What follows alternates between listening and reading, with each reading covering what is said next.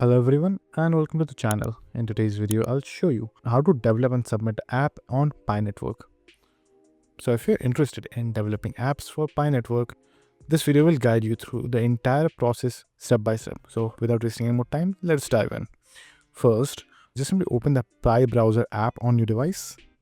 Then navigate to the section where you can access the developer option, which you can see right over here, which is called developer. So for some reason, if you're unable to see the developer option, make sure to check that you are using the latest version of the application. And there is an update pending. Make sure to update the application before starting the video. So now, once you open the developer section, you will notice options to create and manage third-party apps. You can subscribe to these options if required. This will give you access to additional resources and settings needed for app development in Pi Network. Next, prepare for your application proposal. Scroll down and click on continue. Over here, you will need to fill out a form first. So again, click on agree.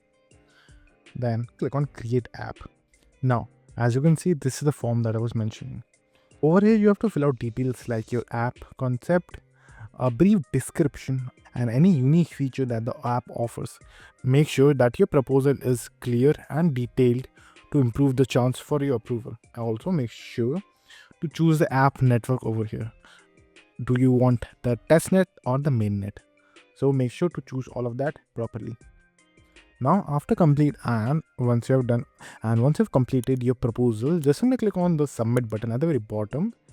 Then after that, the Pi Network team will review your submission to ensure that it meets the criteria.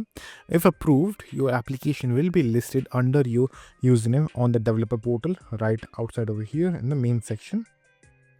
This is the developer portal section. Over here, it will be listed.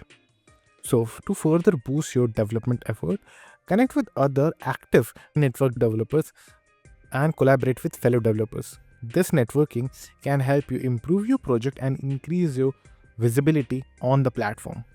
Here are a few additional tips that you can apply. Make sure your profile is fully updated. In order to check that, you can always go back to the Pi Network, which is right over here. And then just simply wait for a few seconds and then click on the three lines at the top left hand side corner. Then go to profile at the very bottom. And over here, always make sure that your profile is up to date. Now, you can also consider linking your portfolio or YouTube channel to showcase your work. Third, stay active on the Pi Network to increase your exposure and enhance your development opportunities. That's it. By following these steps, you can become a Pi Network app developer and start building your applications for the Pi Network.